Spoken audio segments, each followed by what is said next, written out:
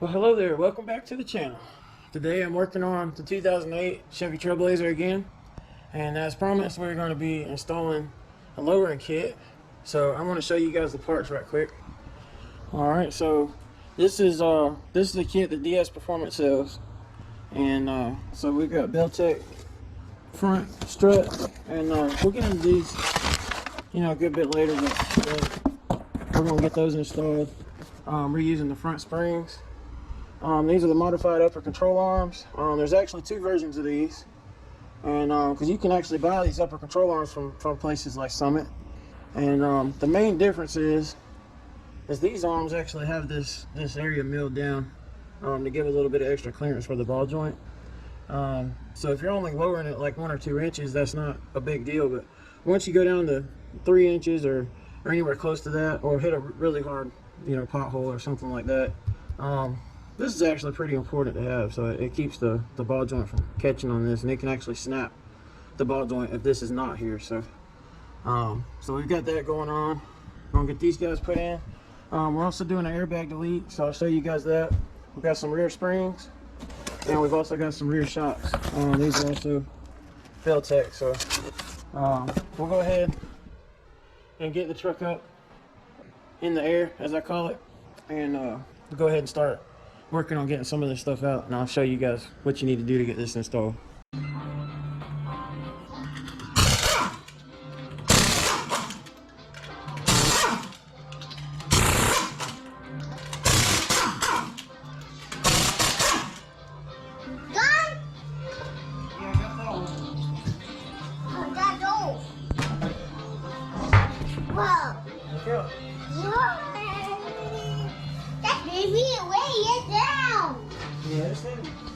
Alright guys, now that I got the wheel off, I'm going to get a long extension and an 18mm socket, and I'm going to go ahead and take the top of the strut sleeves. There's a couple of nuts up here on the top, so I'm going to get those loose. Go ahead and remove those so they don't get lost.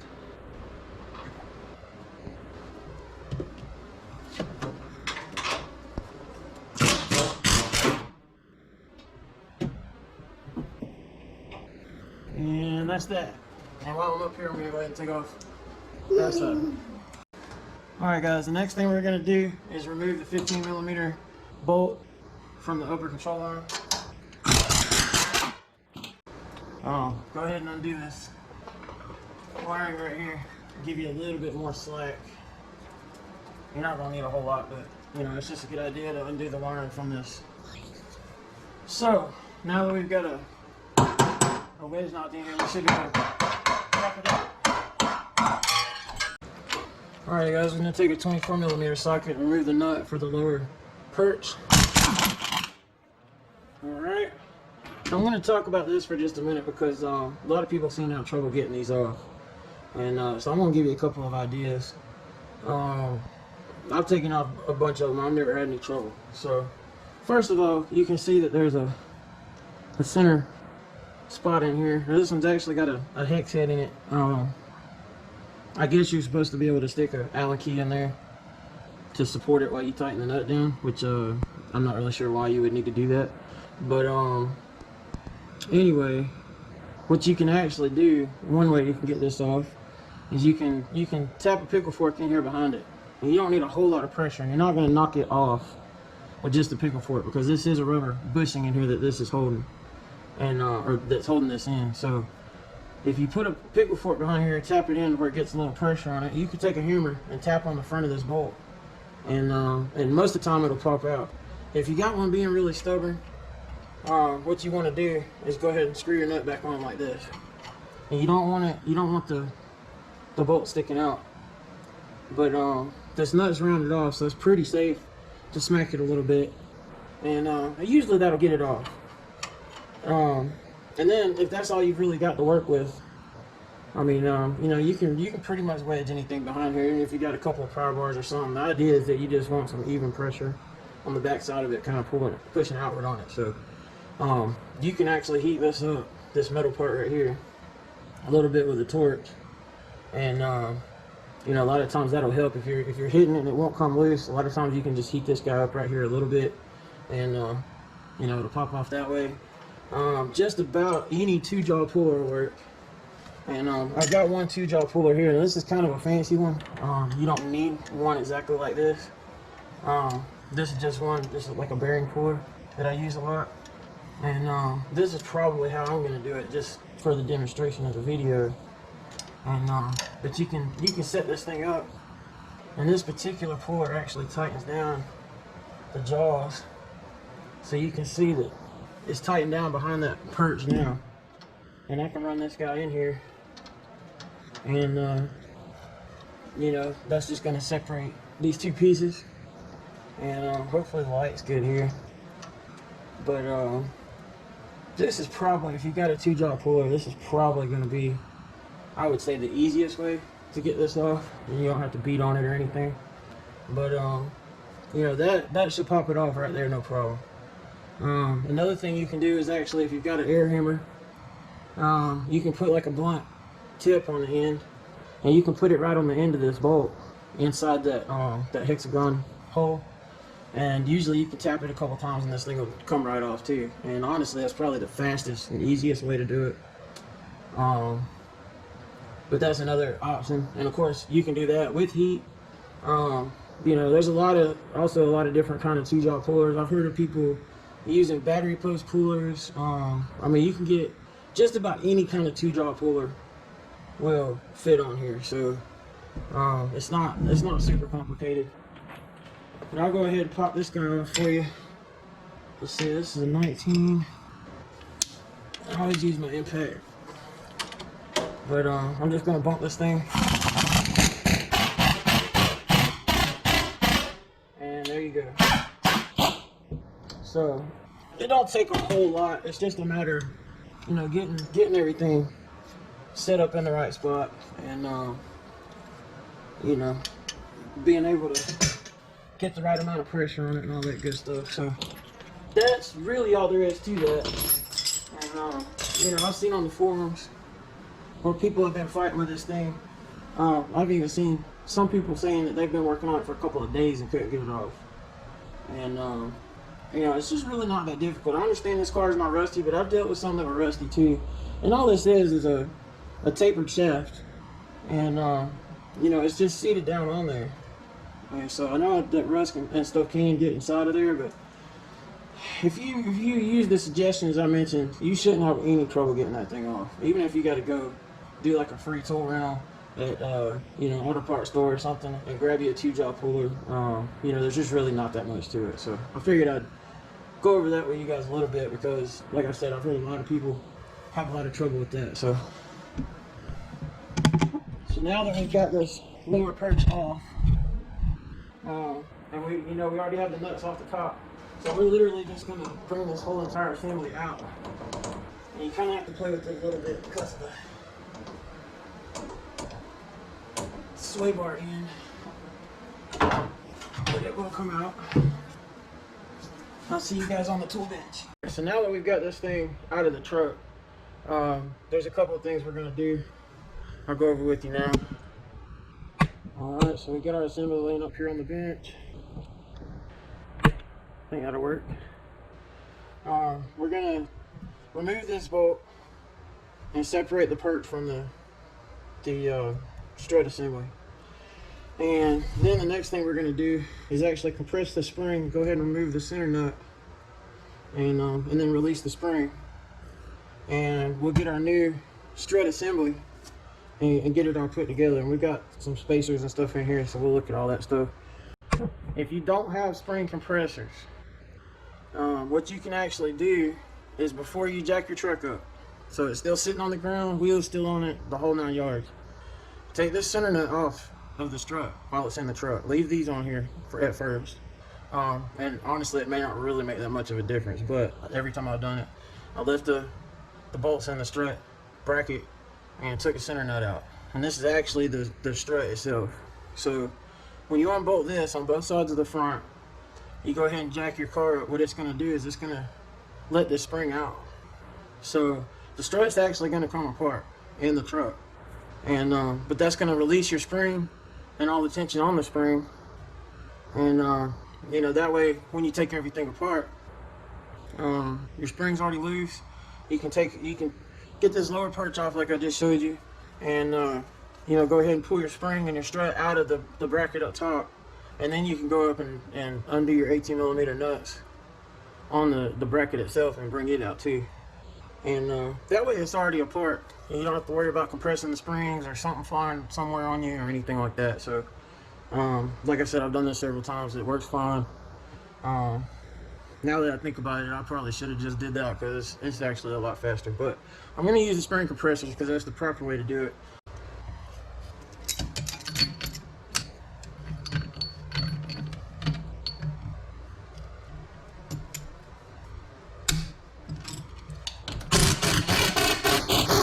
There we go. It wasn't really that tight. It was just, you know, it's not a good spot to have to hold on to. These things tend to stick since they've been married since the vehicle was manufactured. So you're gonna have to kind of peel this thing out of here, and then we'll pull the mount out, and then I'm gonna go ahead and release the springs, and then we separate the bottom and we'll move forward from there.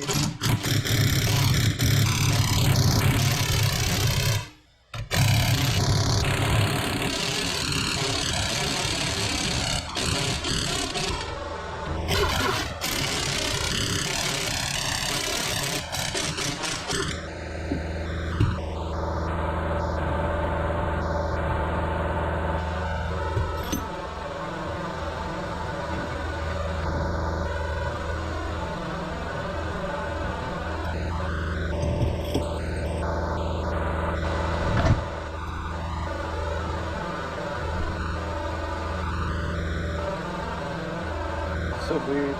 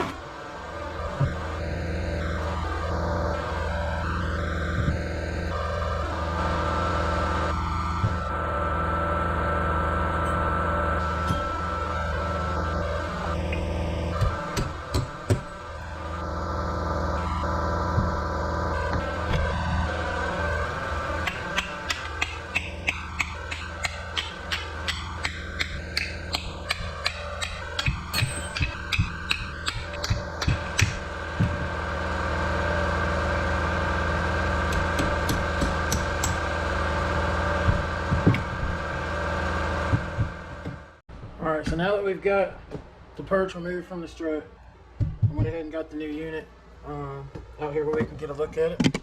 So I'll show that to you now. So here's the Belltech strut, and comes with a new nut, everything. We've got spacers, and I want to show you guys this because this has come up a few times also. Your different spacers are going to dictate how high the vehicle sits. And I'm actually going to look, because I don't know right offhand, but I know that you know, this is supposed to be a 30.5-inch kit, so I'm going to look and see what the specs are for the spacers, and we'll get into that in a minute. But I want you guys to know that this perch faces down, okay? The spacers are going to slide up inside the perch, and it faces down like this. Alright guys, so we've got a chart here that shows what spacers you need for whatever ride height you're doing. And I wanted to confirm with the 30.5-inch kit, which is, to give you guys an idea, that's supposed to be the measurement from the ground to the fender lip. So this 30.5-inch kit is a 2-inch drop. And so we're not going to use any spacers actually. But actually, from the the Chevy lean or whatever they call it, the level of the vehicle. On the passenger side, I'm not gonna put any spacers, and on the driver's side, I'm gonna put one of these 8mm spacers. You got 2 8s and 3 16s, and apparently you have the option to do a 2-inch lift with the same struts. So, you know, if you do a 2-inch lift, you're gonna basically just leave all the rings on there. So, I actually wasn't really aware of that. I guess the strut is taller, so it'll go up more, but either way, we're gonna go ahead and get this thing put together. This is the passenger side, so we're gonna put no spacers on it for the 30.5-inch kit. All right, so I'm gonna go ahead and cut this stock, bump stock. I'm gonna use a sawzall, and like I said, we're gonna cut it right at this first lip right here.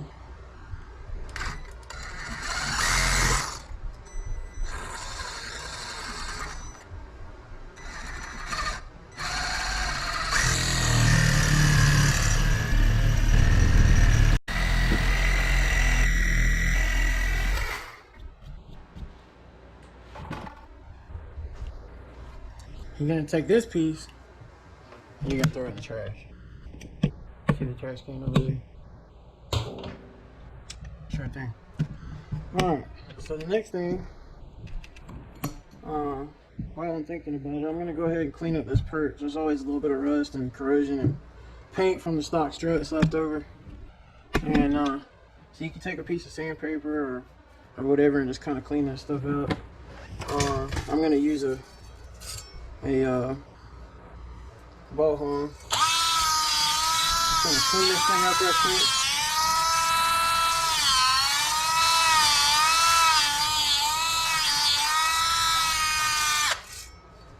And that's looking pretty nice.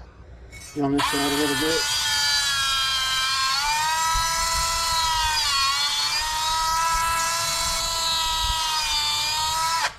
Alright, that's definitely good enough. You just, you know, want it to be kind of smooth. Makes everything easy going back together. And then I'm going to actually take some anti-seize, spray in there, or paste it in there if you got one with a brush. I'm just going to spray a light coat in here, spread it around. That'll kind of help keep it from rusting.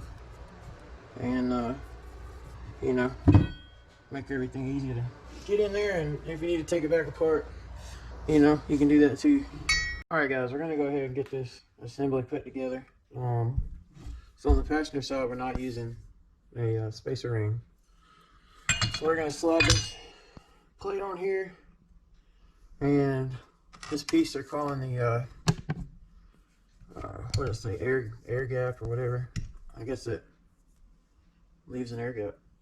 Our cut bump stock.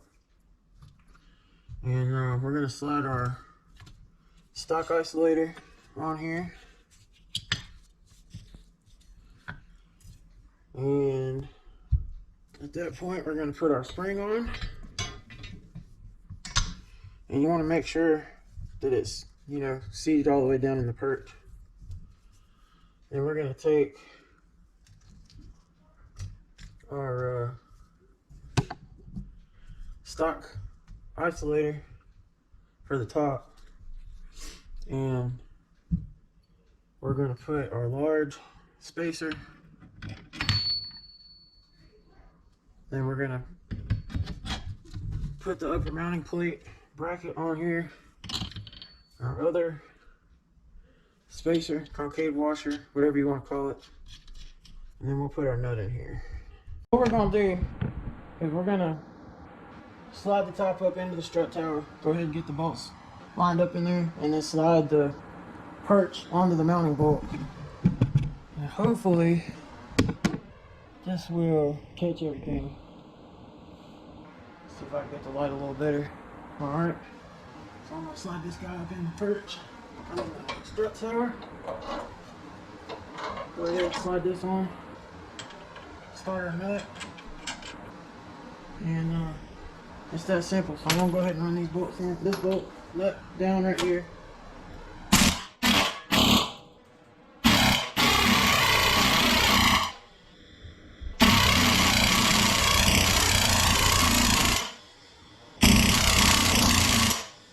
And this one got all the ugga-duggas. That's at least 150 foot-pounds. So we know that thing's not coming back off.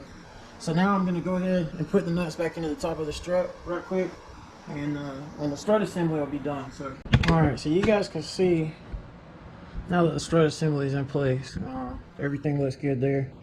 You know, you still want to double check, make sure the upper perch is in place. You can kind of lift on the spring just a tiny bit, make sure it's in a good spot, make sure it's all squared up, and then don't mess with it. And if you're doing a 31.5 inch kit, the spring's going to be compressed a little bit anyway, so once you put it together, it can't really move.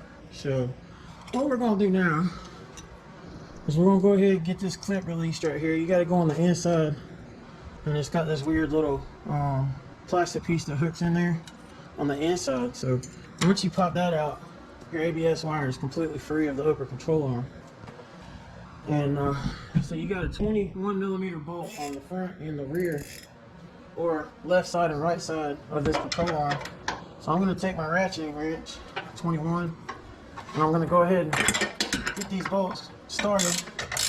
Now what you got to be careful of is that you don't get your wrench stuck. Because I actually had a helper do that one time, and it was a nightmare getting that thing out. So what you want to do is make sure that you go out and, you know, we're just saving time using this wrench. So once you get to a certain point, you know, you want to be able to get the wrench out. So check it a few times. And then once you get as far out as you can, and see, that was close right there. But that bolt's already finger loose. So I can get that one out. And if I want to go ahead and move to the front one and get that one going. And same thing, you just want to make sure you don't get your wrench stuck. You can't really get a socket on it, so if you are doing this and you don't have a 21mm ratcheting wrench, you're going to be here for a while on a box head wrench. So you don't have to have a 21mm ratcheting wrench, but it helps. It helps.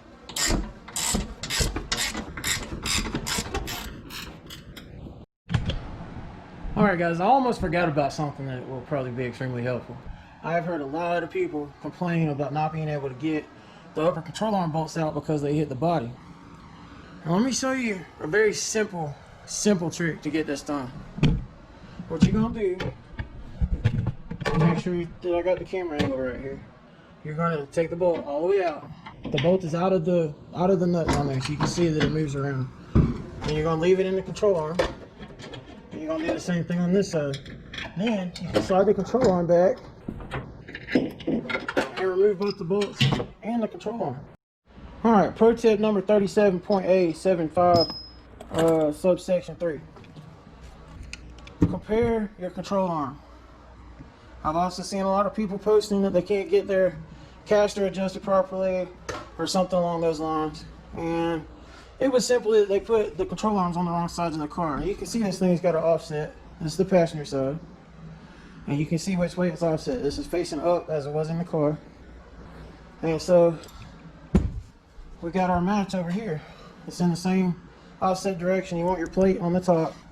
The notch is supposed to be in the bottom, you know, to give you clearance for your ball joint. So you're definitely going to want to make sure that you match this stuff up. Put these Zerk fittings in here. And what you're going to want to do is just put a small drop of blue Loctite or green Loctite, maybe a retaining compound that works the same way as a thread sealer, you know, just to make sure you don't have any grease leaking back out through the threads. So we're going to put these guys in just like this, and they're facing up, and then you're going to put a washer on each one of these. So we're going to put a washer on the outside of each one, and then this bushing will tighten up against the frame. So we're just going to run these guys down, and they don't have to be real tight or anything. You know, you don't want to snap it off. Just once you get it bottomed out, put just a little bit of tension on there, and then you're good to go. You can see, got my washers in place. I'm going to go ahead and work this guy into position. Get one bolt in place. Slide this one out. Get it pushed back in there a little ways. And try to get my big hands in there and get this one started. AC line is right there. Alright. So now we can get this guy up into place. One side's in.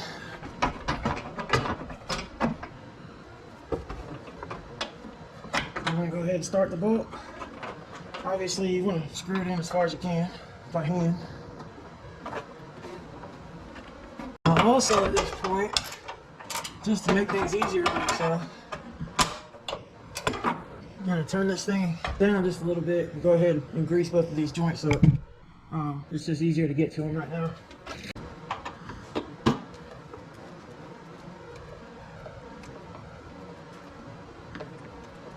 And you can kind of feel the pressure back up there. And then what I like to do is just kind of move it around a little bit, just kind of make sure it's worked in there really good. And then give it a couple more squirts. That way we don't have any squeaking later. So that stuff feels good.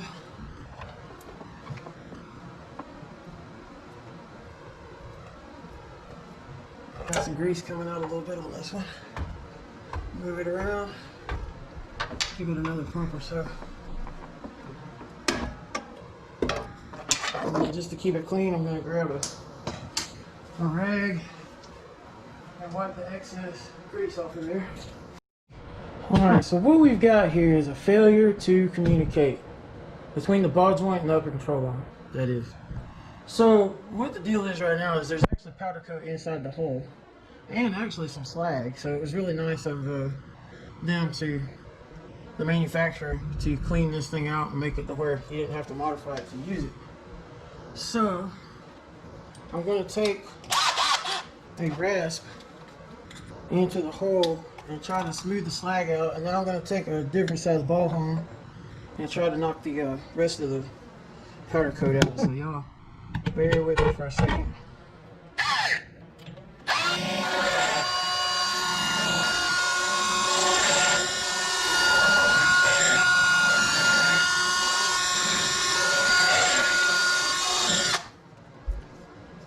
Feels like all the slag's off. So let's try the ball hole real quick.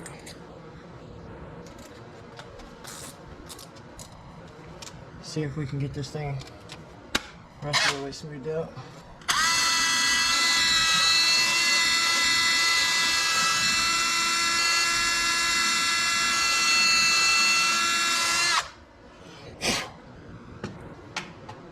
Oh, that's pretty good. Let's see if she's happy yet. Hopefully that'll be it. Yeah, there we go. That's all we need was to get that chunk out of there.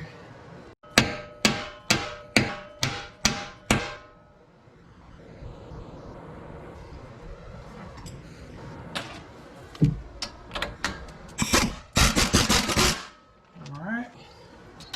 So now that we got that all straightened out, we'll take our 15mm ratchet, wrench. Go ahead and tighten this thing down.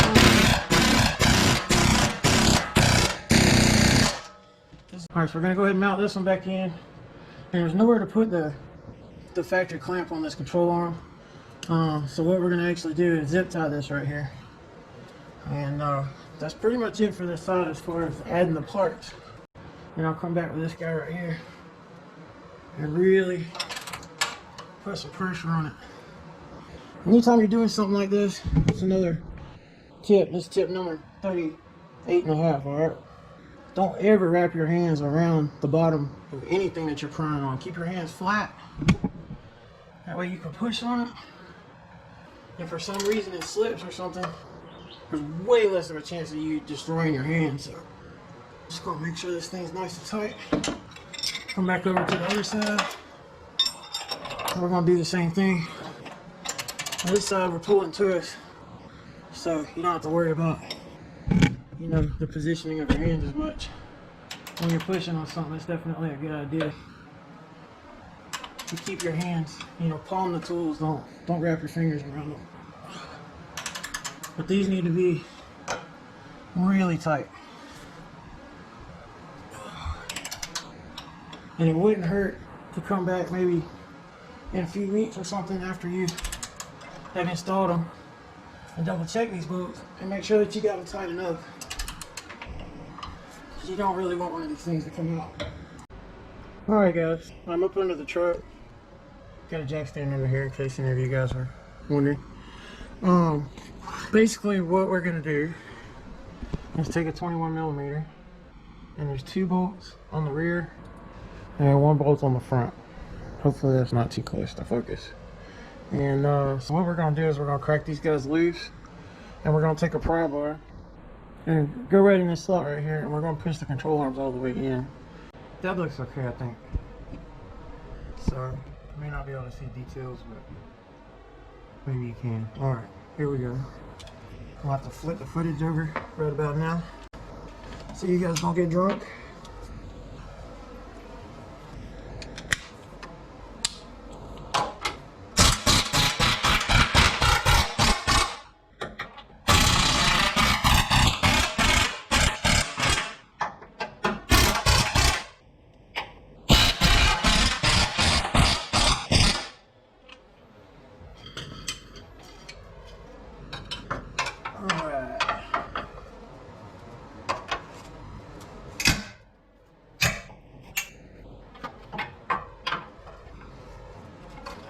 Just like I predicted, I think it felt like it, or it looked like it moved about 3/8 of an inch.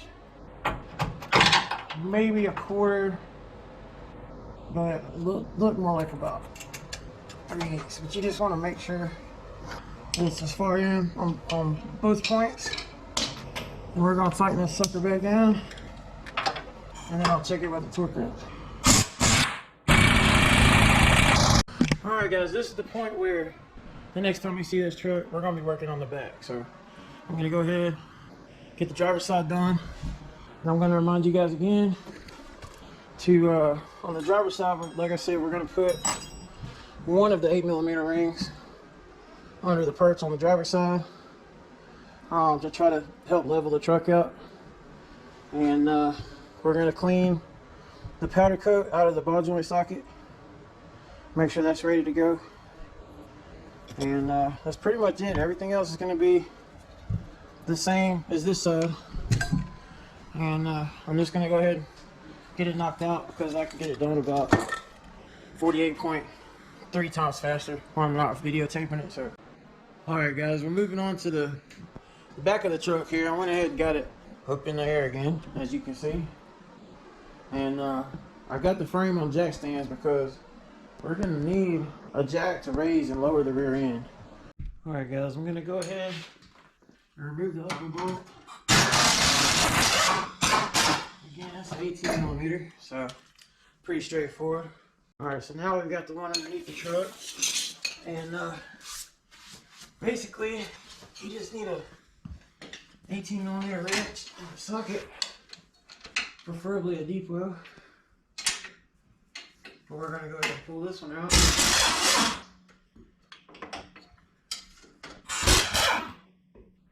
I didn't feel like going and getting a deep well, so I'll make it work. I'll knock this guy out, and that's all there is to that. So before we lower the rear end down, I'm going to need to pop this arm off of the rear end. It's got like a little rubber bushing for the ride height sensors.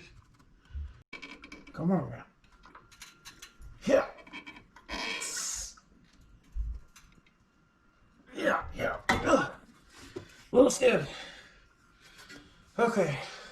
Once you get the ride height sensor unhooked, you're gonna need to unclip this wheel speed sensor wire, ABS wire, whatever you want to call it. These things are always fun. They got like this little clip on the inside that's kind of hard to get to, but these things are sometimes very difficult. So that'll give you enough slack to drop the axle down. So now we can let our rear end down. Always move slow just to make sure you didn't miss anything. But we should be good to go, since we've already got plenty of space right there. So we're gonna put it right right in this spot. Alright, I think I'm gonna probably get pretty lucky on this one because it's just not rusty at all. But basically what you're gonna do is get a hold of the airbag and twist it counterclockwise. Well, this one definitely had a leaking bag. This one will leak down really quick. It could sit for about 15 minutes and the compressor will run. So, but these things kind of have like a little locking tab. And so you just gotta get the base to twist. And for some reason this one, the airbag's spinning on the base. That's where it's leaking from. Because usually you can twist the airbag and it'll twist loose a lot easier than that was. But what you're gonna do is just take you a small pair of cutters and just snip the line right above the airbag. If you're replacing your airbags, you want to cut it obviously as close as you can to the bag. I've never had a lot of luck getting the line out of there, especially with it being so short. But your other option would also be that you could unhook it from the compressor and pull the whole line out. But that's all you got to do. It twists counterclockwise. You can see the tabs right there where it twist locks in there. And that's pretty much it. It just twists right out. So that is how they come out. And a lot of times, even though this is plastic, they kind of get a little jammed up. So sometimes it's helpful just to kind of, you know, put pressure on it counterclockwise and just kind of jiggle it around. And you know, a lot of times that will get it to kind of wiggle loose. Sometimes it's not that the plastic rusts to the frame, obviously, but rust builds up in the holes up there where it twist locks in, and the rust kind of holds it. So a lot of times just wiggling it around and kind of shaking it and stuff while you're putting counterclockwise pressure on it to get it to pop right out. If I'm pulling bags out that I know are good, that I could sell to somebody else, I try to leave a few inches of the line. Or like I said, if I'm just doing an airbag delete and you know, going to springs and the system's good, a lot of times I'll unhook the lines from the compressor because they're easier to get off. And you can just leave the whole entire line on the airbag, and that way, you know, you can help out one of your fellow Trailblazer or GNT 360 owners with some good bags. Because I know I've shipped out a few good sets just for free, you know, because I have some good ones and people need them. So if I get a chance to help somebody out, I don't mind. You know, when I do a lot of stuff like this, you know, I end up with free parts laying around. So I just try to hang on to them. And a lot of times if people pay shipping or whatever, you know, I'll just send it to them because it's in my way. I've probably got 4 sets of these bags right now. This bag was good. There's nothing wrong with it. It was holding pressure. So like I mentioned, I'll leave a few inches of the line attached to it, or sometimes I'll take the whole thing out. But like I said, you can put these little quick connects on here, and you know, you can kind of squeeze it down and pop it back off or whatever. But I can send this one to somebody, and all I got to do is cut the line off the whole bag, plug the line straight into this guy right here, and put this bag in there, and they're good to go. All right, so as I previously mentioned, we're gonna cut this guy off right there in that first notch. So you want to just kind of make sure you cut it straight, and you know, it still leaves a little bit of cushion, you know, and that way it's not just sitting on the bump stops all the time.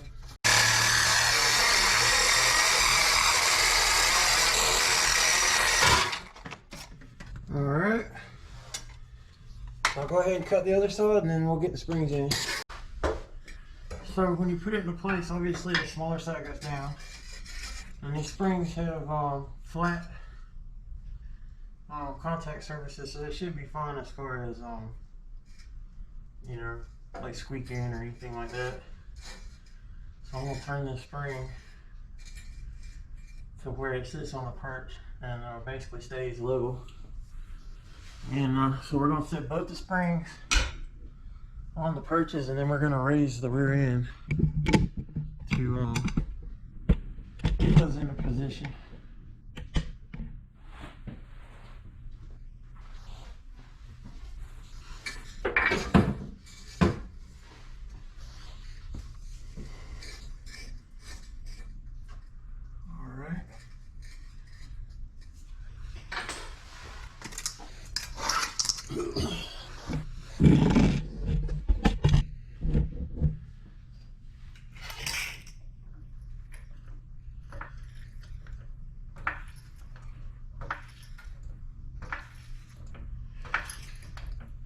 once your springs start making contact with the body up there, another part of the frame, spring perch, whatever you want to call it, you want to make sure that the top of the spring is centered up. That way it sits properly, because if it gets up on the edge of the perch or anything like that, it's not going to ride right on that corner. Okay, guys, so now we've reached the pretty much the last major thing to do. Put the shocks in. I'm going to go ahead and start the top bolt. Which these shocks are extremely easy on these Trailblazers. So, very, very simple. I'm going to start the top and the bottom. And of course, I got the rear end, you know, put just the right spot to, you know, line it up. That way you don't have to push the shock or anything, which is not a big deal, but, you know, if you've got a jack, might as well put it in the right spot. So I'm going to go ahead and tighten the bolts down.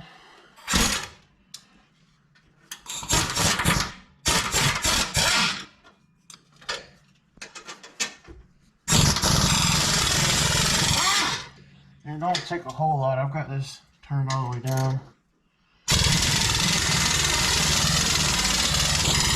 And it's still pretty dang tight. So go ahead and tighten the top and the bottom.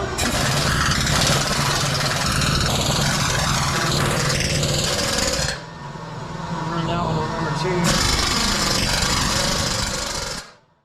2. As far as the camber on the front, I ended up having to adjust it a couple of times. And I wanted to show you guys this real quick, but I've got a level, tape's peeling up, but I got a couple of ABS blocks. I use them for a lot of little things, but I just taped them to this level, and you can see I got my bubble right there. And camber is for those who don't know how much the wheel tilts in or out. Your caster is the angle of your strut assembly, basically. And then your toe is the wheel, you know, in and out this way. So when I take it to the alignment shop, you know, they're gonna do the toe and stuff, but I go ahead usually and just set the camber. So I've got these blocks on here to where I can put them directly on the wheel. And as you can see, I got the camber dead on. So that's a good way to check it. If it's a little bit off, you can raise the vehicle up, lower the bolts, and I mean, loosen the bolts, you know, and shift it just a little bit, tighten it back down and check it. And I think this was the 3rd try. So just wanted to make sure that was good. And of course I did the same thing on this side. So you can see, you know, that sucker's dead on. So this thing's sitting lean and mean now, buddy. So got everything set up. And like I said, once it's got an alignment and everything, this thing's gonna be ready to ride. So I'm always excited to put something back on the road, you know. That's what's really gratifying about what I do here. You know, to take something that is in disrepair and fix it, even to the extent that I did on this truck. I mean, you know, going through the transmission, completely rebuilding the engine, lowering it, everything. And there was a lot of other little things, you know, that needed to be done along the way, but, you know, we're going to make sure everything's right. And when he picks this thing up, it's going to be ready to ride. So, anyway, I really appreciate you guys watching. And I want to show you guys something else, too. I don't know how much you guys pay attention, but I got my wall cleaned up a little bit. Kind of tried to whitewash it a little. Get rid of some of the pencil marks and grease and stuff like that. Got a new banner, you guys might notice. So anyway, I figured I'd mention one more time that this lowering kit is available at dsperformance.net. And you know, it's a nice kit. I mean, you see everything here, and you know, it's affordable. And like I said, the unbeatable prices there. And you know, it's definitely a good place to get your part. So anyway, I appreciate you guys watching, and I'll see you next time.